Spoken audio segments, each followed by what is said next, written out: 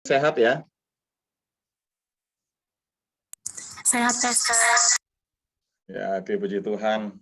Ya, sebelumnya salam kenal buat kita semua. Ya, puji Tuhan. Sebelumnya saya ucapkan terima kasih buat panitia dari LKM UBB ya, yang sudah mengundang saya, mempercayakan saya untuk coba berbagi, sharingkan satu firman Tuhan buat semua kita. Ya, sebelumnya saya ingat beberapa waktu yang lalu saya juga pernah melayani ya KM ini. Kalau nggak salah dulu sebelum pandemi, saya lupa tahun berapa, itu tempatnya tuh persekutuannya tuh di sebuah gudang ya. Nggak tahu sekarang masih apa enggak ya. Udah lama itu, Pastor. Masih enggak ya? Udah enggak, Pastor. Oh, udah nggak ada lagi ya? 3 tahun lalu pun udah enggak di gudang, Pastor. Oh, jadi sekarang di mana? Sebelum pandemi di mana? Di kampus, Pastor. Udah diperzinkan. Oh, sudah diizinkan ya? Ya, benar, Pastor. Oke ya. Puji Tuhan ya. Tuhan Yesus baik buat kita semua. Ya, puji Tuhan. Ya, perkenalkan nama saya Fernando. Ya, saya juga orang Batak. Kita lihat di sini banyak orang Batak ya. Banyak orang Batak ya. Ya, mereka saya si Bagariang. Ya, ada pepatah bilang tak kenal tak sayang ya, betul ya? Tak kenal tak sayang. Kalau sudah disayang, ya jangan ditinggalkan. Gitu. Kata orang itu ya. Oke, puji Tuhan. Saya diberikan tema untuk renungan firman Tuhan, sharing firman Tuhan kita pagi hari ini di dalam kitab Filipi pasal 4 ayat yang ke-13. Saya minta tolong bisa tampilkan PPT firman saya.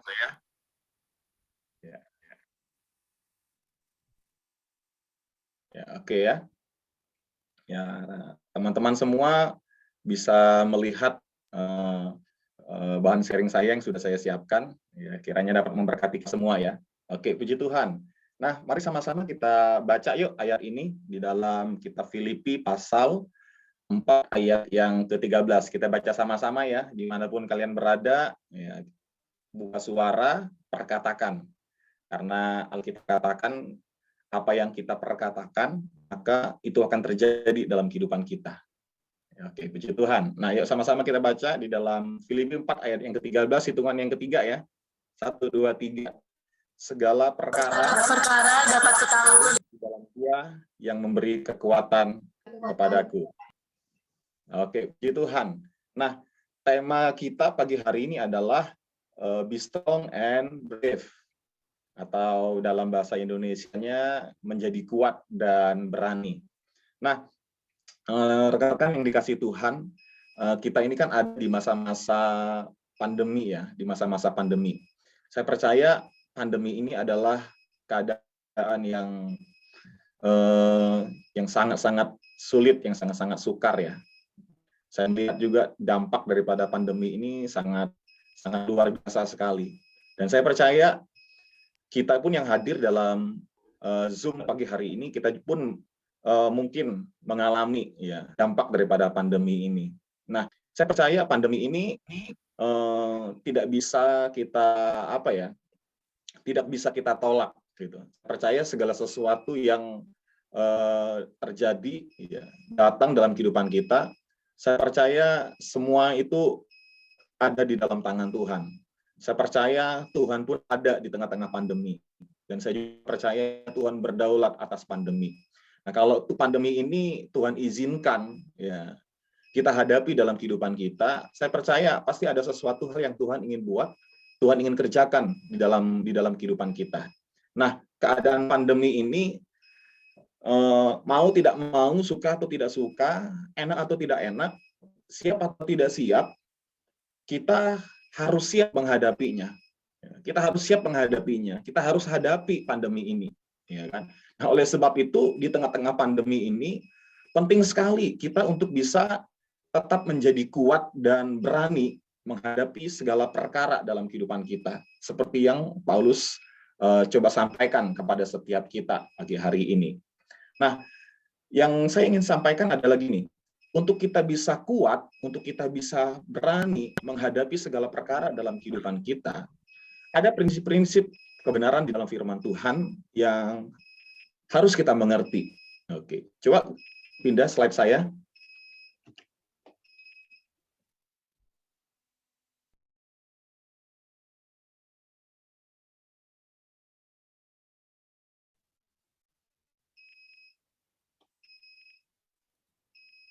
Ya.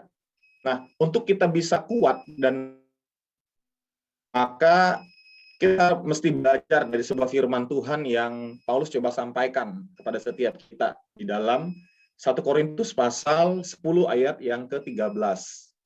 Paulus katakan demikian, pencobaan-pencobaan yang kamu alami ialah pencobaan-pencobaan biasa yang tidak melebihi kekuatan manusia, sebab Allah setia dan karena itu ia tidak akan membiarkan kamu dicobai melampaui kekuatanmu. Pada waktu kamu dicobai, ia akan memberikan kepadamu jalan keluar sehingga kamu dapat menanggungnya. Nah, dari prinsip firman Tuhan di dalam 1 Korintus pasal 10 ada 3 prinsip penting kebenaran yang bisa membuat kita bisa tetap kuat dan berani menghadapi segala perkara yang kita tanggung, kita alami di dalam kehidupan. Nah, apa itu? Yang pertama, coba slide selanjutnya. Nah, yang pertama, coba pindah slide.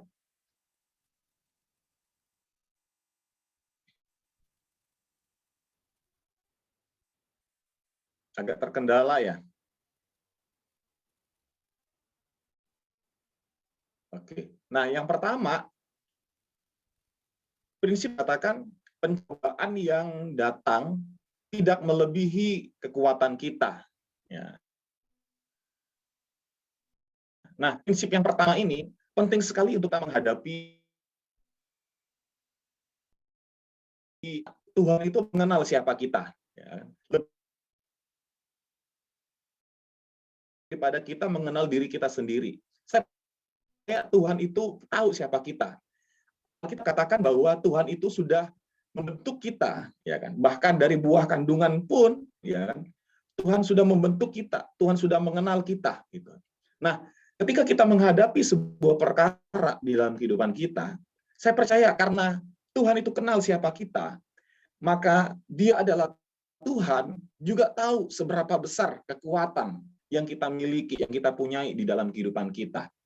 Nah, ketika kita menghadapi sebuah perkara apapun, ya, saya ingin yakinkan, saya ingin pastikan kita semua rekan-rekan bahwa kita itu sebetulnya bisa menanggung, ya kan, bisa menghadapi, ya kan, bisa melewati setiap perkara yang kita alami di dalam kehidupan kita hari-hari ini.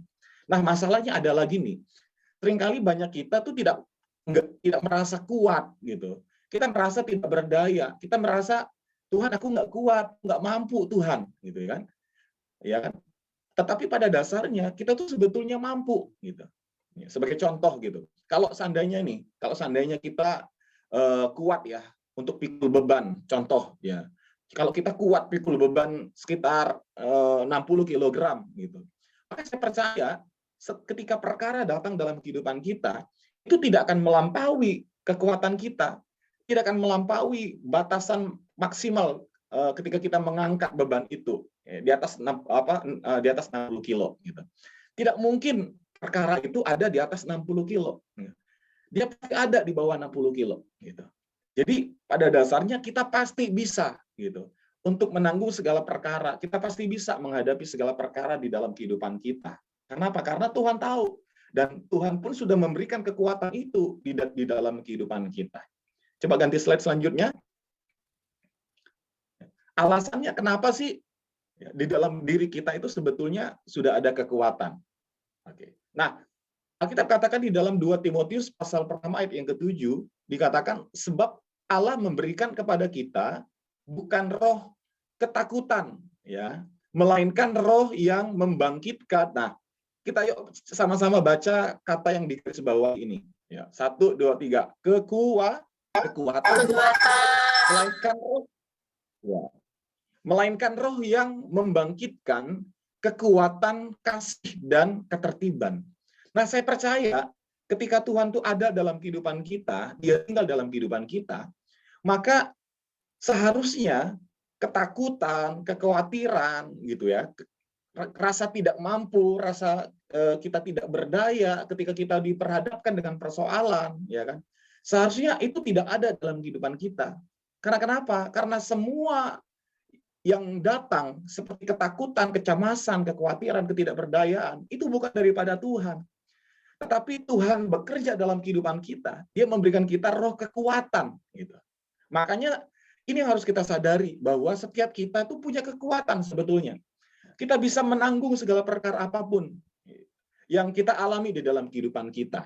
Nah, oleh sebab itu, kalaupun seandainya kita merasa, Tuhan, aku nggak berdaya, Tuhan. Aku hilang kekuatan, Tuhan. Bagaimana, Tuhan?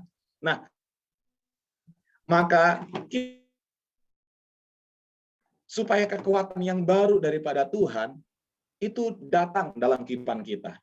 Kita minta sama Tuhan sebuah kekuatan yang baru untuk menghadapi perkara dalam kehidupan kita. Bagaimana caranya? Kita harus dekat dengan Tuhan. Kita harus dekat dengan Tuhan. Kita harus tinggal di dalam hadirat Tuhan. Karena kenapa? Karena ketika kita ada dalam Tuhan, maka Tuhan bisa bekerja dalam kehidupan kita. Nah, sebaliknya, kalau kita di luar daripada Tuhan, maka Tuhan akan sulit sekali bekerja dalam kehidupan kita. Nah, hari-hari ini saya mengatakan semua, di masa-masa pandemi ini, penting sekali untuk kita banyak mendekatkan diri kita kepada Tuhan. Jangan jauh daripada Tuhan, jangan jauh dari hadirat Tuhan. Coba slide selanjutnya.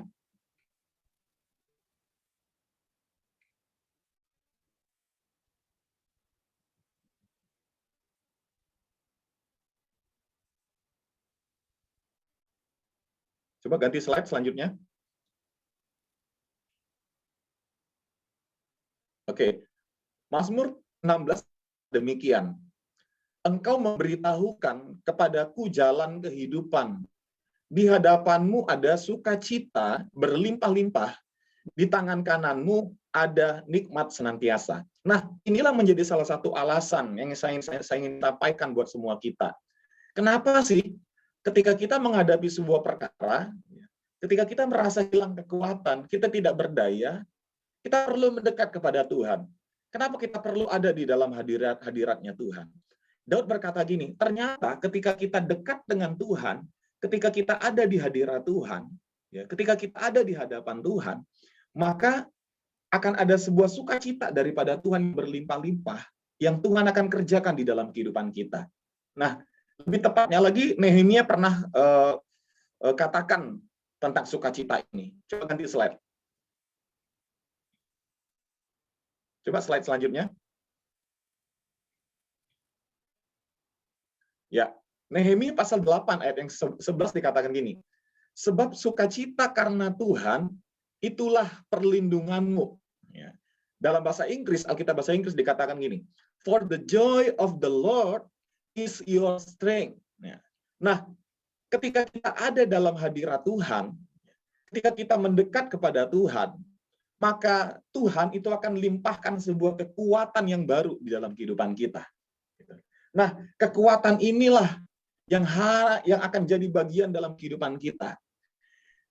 Ketika kita menanggung segala perkara di dalam kehidupan kita, kita pasti bisa melewatinya, kita pasti bisa menghadapinya.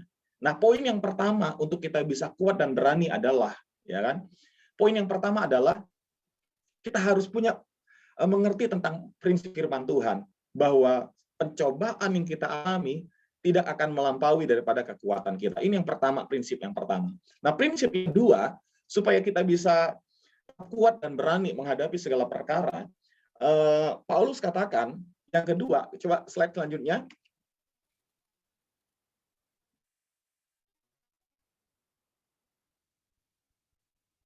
Oke, nah yang kedua adalah Tuhan setia kepada janjinya. Di dalam 2 Petrus pasal 3 ayat 9 dikatakan, Tuhan tidak lalai menepati janjinya, sekalipun ada orang yang menganggapnya sebagai kelalaian. Tetapi ia sabar terhadap kamu, karena ia menghendaki supaya jangan ada yang binasa, melainkan supaya semua orang berbalik dan bertobat. Nah, rekan-rekan yang dikasih Tuhan, saya mau tanya, percaya nggak kalian sama Tuhan bahwa Tuhan itu setia kepada janjinya? Ketika Tuhan berjanji kepada kita, percaya nggak kita? Kita masih bisa pegang nggak janji Tuhan? Bahwa janjinya itu iya dan amin. Bahwa janjinya itu pasti akan genapi di dalam kehidupan kita. Nah, kalau kita percaya nih, kita masih yakin sama Tuhan, bahwa dia adalah Tuhan yang setia kepada janjinya, maka saya percaya ketika kita menghadapi sebuah perkara dalam kehidupan kita bisa pegang janjinya. Janjinya itu adalah sebuah pengharapan dalam kehidupan kita, untuk kita bisa melihat bahwasanya kita tidak pernah sendiri dalam kehidupan kita. Ada Tuhan yang selalu berjalan bersama-sama dengan kita. Karena kenapa? Karena setiap perkara yang mungkin Tuhan boleh izinkan terjadi dalam kehidupan kita bisa melihat bahwa di balik perkara itu, Tuhan hendak mengerjakan sebuah janji luar biasa di dalam kehidupan kita. Nah, ada sebuah istilah demikian, ada istilah yang namanya PHP. Ya, saya percaya kalian semua tahu lah ya, anak-anak muda tahu PHP ini apa. PHP itu apa? Pemberi harapan palsu. Nah, siapa yang sering PHP ini saya mau tanya? Kita apa Tuhan? Pasti kita kan? Gitu. Manusia. Ya. Manusia sering melakukan yang namanya PHP ini. Ya kan? Mau tanya, seberapa banyak kalian pernah di PHP-in? Atau pernah melakukan PHP ini? Ya kan? Gitu. Nah, PHP ini yang sering melakukannya siapa? Kita, gitu. Tetapi buat Tuhan, ya kan, nggak ada yang namanya istilah PHP. Tuhan tidak pernah kenal yang namanya PHP, gitu. Ketika Tuhan berkata, iya, maka iya itu akan terjadi. Ketika Tuhan ngomong A, maka apa sih akan terjadi, gitu. Karena kenapa? Karena Tuhan tidak pernah ingkar janji kepada janjinya. Tuhan selalu setia. Dan Alkitab katakan di dalam 2 Petrus bahwa Tuhan tidak lalai menepati janjinya. Jadi rekan-rekan yang dikasihi Tuhan, pegang baik-baik firman Tuhan ini. Ya kan? Ingat bahwa Tuhan setia kepada janjinya. Saya tidak tahu perkara apa yang kalian mungkin sedang alami hari-hari ini, di masa-masa pandemi ini. Ya. Saya tidak tahu. Gitu. Mungkin kalian lagi punya masalah dalam keluarga, gitu ya. Mungkin kalian lagi punya masalah mungkin di kampus, ya. Ataupun mungkin kalian lagi punya masalah di lingkungan sosial. Gitu. Saya tidak tahu perkara apa yang kalian alami. Bahkan mungkin sebagian dari kalian berkata, Tuhan, aku sepertinya kehilangan kekuatan. Tuhan, aku sepertinya sudah mulai ragu nih akan janji Tuhan. Ya kan? Nah, doa saya adalah biar kiranya apa yang Tuhan ingin sampaikan lewat firman Tuhan pagi hari ini, kiranya memberikan kita sebuah kekuatan baru kembali untuk kita bisa pegang janji Tuhan dalam kehidupan kita. Bahwa Tuhan tidak pernah lalai menepati janjinya di dalam kehidupan kita. Bisa katakan amin. Ya, oke. Nah, yang ketiga, coba ganti slide selanjutnya, yang ketiga. Nah, prinsip firman Tuhan yang ketiga yang bisa kita pegang, untuk kita bisa tetap kuat, untuk kita bisa tetap berani menghadapi segala perkara dalam kehidupan kita, ya. Seperti apa yang Paulus katakan di dalam 1 Korintus pasal 10 ayat yang ke-13. Nah, poin yang ketiga adalah gini. Kita harus yakin bahwa Tuhan menyediakan jalan keluar. Nah, ini yang penting nih, ini yang penting. Jadi setiap perkara yang kita alami ya, setiap perkara yang kita alami, ya, kita harus yakin bahwa pasti ada jalan keluarnya. Pasti. Ya, saya tegaskan kembali, setiap masalah apapun yang kita alami dalam kehidupan kita, pasti ada jalan keluarnya, ya kan? Bagi Tuhan itu tidak ada pintu yang tertutup. Ya, sekali lagi ya, bagi Tuhan itu tidak ada pintu yang tertutup. Buat Tuhan itu adalah pintu itu selalu terbuka, gitu. Pintu itu selalu terbuka. Selalu ada yang namanya jalan keluar, gitu. Ya. Kenapa? Karena itulah Tuhan kita. Gitu. Tuhan sangat mengasihi kita. Tuhan sangat mengenal kita. Oleh sebab itu saya percaya ketika kita menghadapi masalah perkara apapun dalam hidup kita, Tuhan tuh selalu ada dalam hidup kita. Dia siap buka jalan selebar-lebarnya dalam kehidupan kita. Di dalam Tuhan selalu ada jalan keluar. Di dalam Tuhan tidak ada yang mustahil. Bisa katakan amin. Tidak ada yang mustahil bagi Tuhan. Nah, jalan keluar yang Tuhan sediakan dalam kehidupan kita di dalam Alkitab itu bisa dibagi menjadi 3 bagian. Coba slide selanjutnya. Nah, apa jalan keluar yang Tuhan buat? Jalan keluar yang Tuhan sediakan dalam hidup kita. Oke, slide selanjutnya. Nah, jalan keluar yang pertama. Oke, yuk sama-sama baca yuk. Yang pertama dikatakan gini, melampaui apa yang kita minta atau pikirkan. Ayat firman Tuhannya di dalam Efesus pasal 3 ayat yang ke-20. Dikatakan bagi dialah yang dapat melakukan jauh lebih banyak daripada yang kita doakan atau pikirkan. Seperti yang ternyata dari kuasa yang bekerja di dalam kita. Nah, jalan keluar yang Tuhan buat dalam kehidupan kita, yang pertama, melampaui dari apa yang bisa kita minta. Ada beberapa orang bersaksi kepada saya, Pak, Tuhan tuh luar biasa ya. Tuhan berbuat sesuatu perkara yang luar biasa dalam kehidupan saya. Bahkan apa yang tidak pernah saya pikirkan, apa yang tidak pernah saya doakan, Pak. Ya kan? Tuhan buat, Tuhan kerjakan dalam kehidupan saya. Saya katakan amin, puji Tuhan. Saya hanya bisa katakan, ya, itulah Tuhan kita. Nah, hal yang sama juga saya percaya, Tuhan bisa buat di dalam kehidupan kita. Melampaui apa yang bisa kita doakan, melampaui apa yang bisa kita pikirkan, kita minta sama Tuhan. Tuhan bisa melakukan itu semua dalam kehidupan kita. Ya, lihat baik-baik. Yang pertama, jalan keluar yang Tuhan buat dalam kehidupan kita, melampaui dari apa yang bisa kita pikirkan, kita doakan. Nah, poin yang kedua, ganti slide selanjutnya.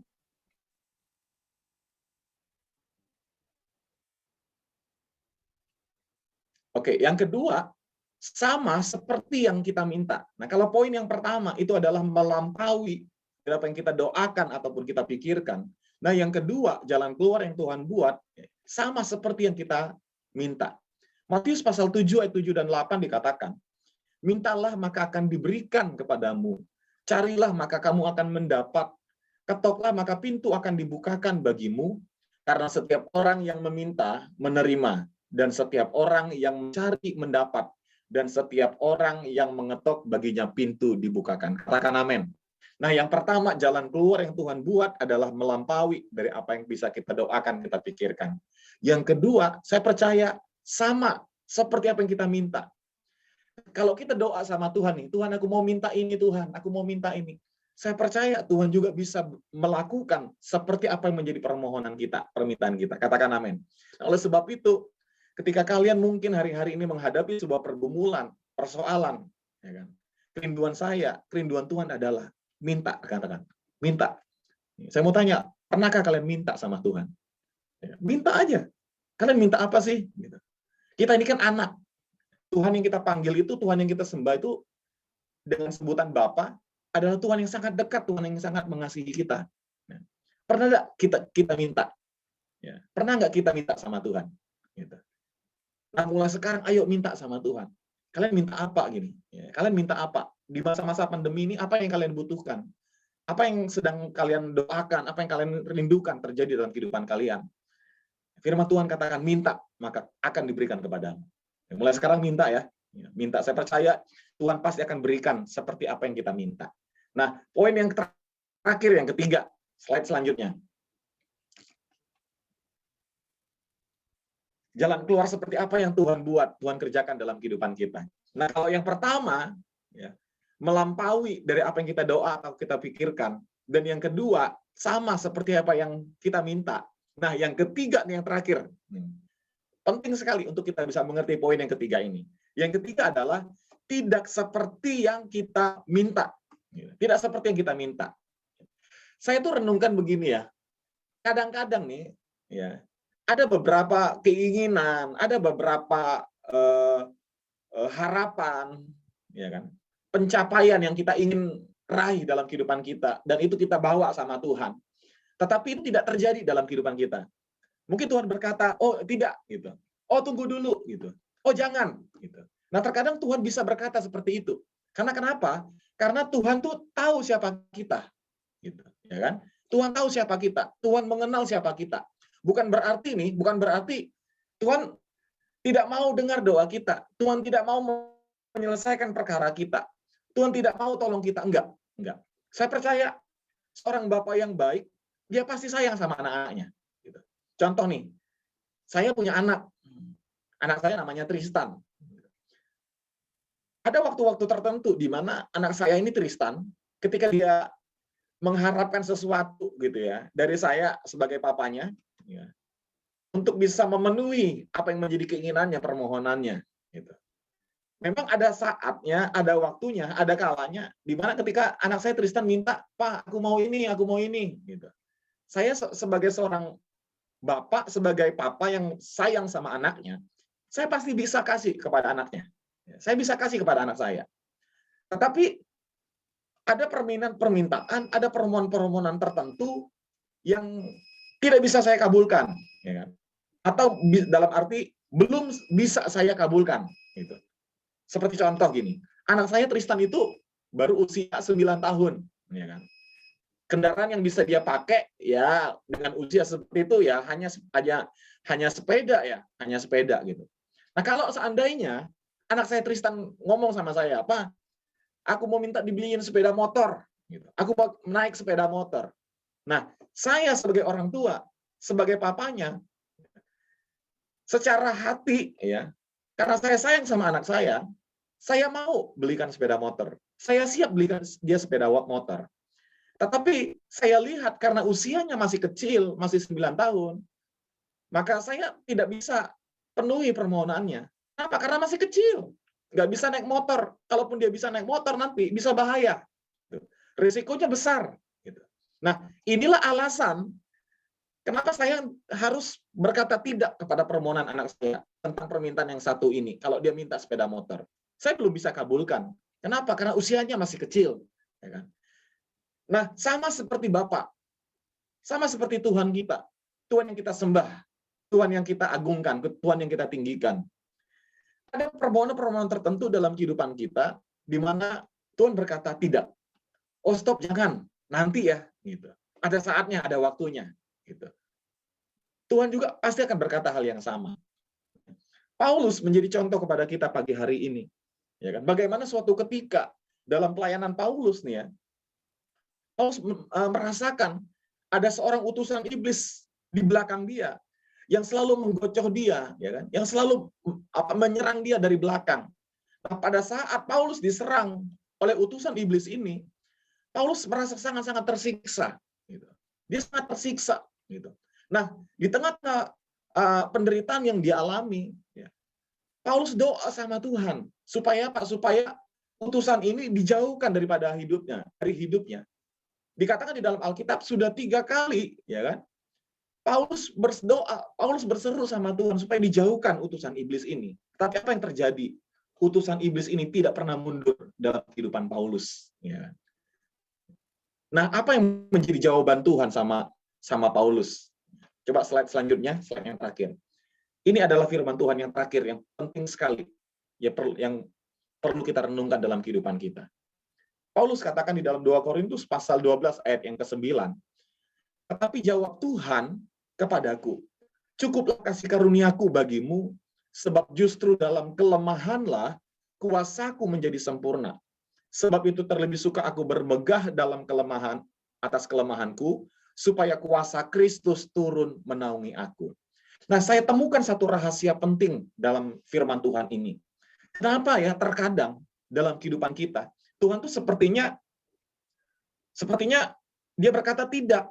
Dia berkata nanti, tunggu dulu.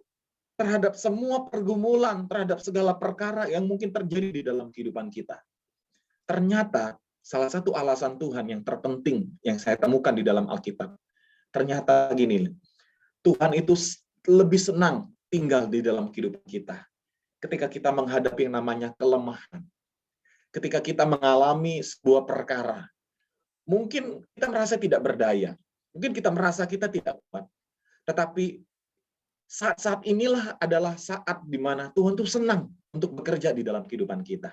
Kenapa? Karena Alkitab katakan, justru pada saat kita lemah, pada saat kita tidak berdaya, pada saat kita hilang kekuatan, kita datang mendekat kepada Tuhan. Maka akan ada namanya kuasa Tuhan turun di dalam kehidupan kita. Dengar baik-baik rekan-rekan yang dikasihi Tuhan. Engkau mungkin hari ini boleh mengalami kelemahan. Engkau mungkin hari ini boleh mengalami segala perkara dalam kehidupanmu, apapun itu. Mungkin buatmu ini adalah sesuatu hal yang berat. Mungkin engkau berkata sama Tuhan, Tuhan aku nggak kuat, aku tidak berdaya lagi Tuhan. Dengar baik-baik. Tuhan hanya berkata kepada kita pagi hari ini, justru dalam kelemahan kuasa Tuhan akan sempurna di dalam kehidupan kita. Bisa katakan amin. Amin. Kuasa Tuhan akan sempurna dalam kehidupan kita. Saya percaya dalam kelemahan, dalam perkara apapun, situasi yang sulit apapun yang mungkin kita alami di dalam kehidupan kita hari-hari ini. Saya percaya Tuhan sanggup bekerja di dalam kehidupan kita. Dia pasti selalu ada bersama-sama dengan kita. Tinggal bagian kita. Kita harus mendekat kepada Tuhan. Kita harus mendekat kepada Tuhan. Jangan jauh daripada hadiratnya Tuhan. Kenapa? Karena ketika kita dekat dengan Tuhan, maka di situ akan ada yang namanya kekuatan yang baru. Kalau kita tidak berdaya, kita minta sama Tuhan. Supaya kekuatan baru mengalir dalam kehidupan kita. Amin. Ada satu pujian yang saya ingat begini. Pujian ini berkata gini. Di saatku tak berdaya, kuasa-Mu yang sempurna. Ketika ku percaya, mujizat itu nyata. Bukan karena kekuatan, namun Roh-Mu ya Tuhan. Ketika ku berdoa, mujizat itu nyata.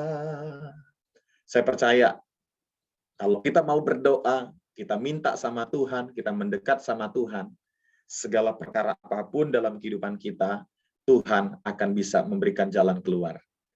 Rekan-rekan sekalian, semua kita yang hadir dalam Zoom pagi hari ini, kita pasti bisa tetap kuat, kita bisa berani menghadapi situasi keadaan apapun. Ya. Saya percaya di balik kelemahan kita, di balik segala perkara dalam kehidupan kita, Tuhan turut bekerja mendatangkan kebaikan. Amin. Ya, saya juga mendapat kabar bahwa dalam waktu dekat rekan-rekan sekalian akan mengikuti UAS ya, akan mengikuti UAS. Doa saya adalah supaya kekuatan daripada Tuhan ini turun dalam kehidupan kalian. Dijauhkan kiranya segala ketakutan, dijauhkan segala kekhawatiran gitu ya terhadap UAS ini. Saya percaya kalian-kalian adalah orang-orang yang luar biasa. Saya percaya pagi hari ini saya melihat orang-orang yang pasti akan menjadi orang-orang yang sukses, orang-orang yang luar biasa, orang-orang yang dipakai Tuhan, orang-orang yang juga akan menjadi berkat bagi banyak orang. Karena kenapa? Karena inilah yang menjadi kerinduan hati Tuhan buat kita sebagai anak-anak Tuhan. Sebab itu dimanapun kalian berada, rekan-rekan sekalian dimanapun kalian berada, ingat baik-baik, Tuhan sangat mengasihi kita, Tuhan sangat sayang sama kita. Dia peduli sama kita. Dia tidak akan pernah tinggalkan kita. Saya percaya hari lepas hari Tuhan akan angkat kita. Tuhan akan pakai kita menjadi berkat, menjadi saluran berkat bagi banyak orang. Kiranya firman Tuhan yang saya sampaikan pagi hari ini, kiranya dapat memberkati semua kita pagi hari ini. Tuhan Yesus memberkati. God bless you.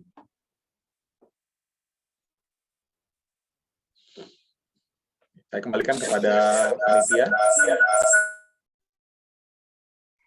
Oke, terima kasih Pastor. Terima kasih banyak untuk firman Tuhannya, sangat memberkati sekali.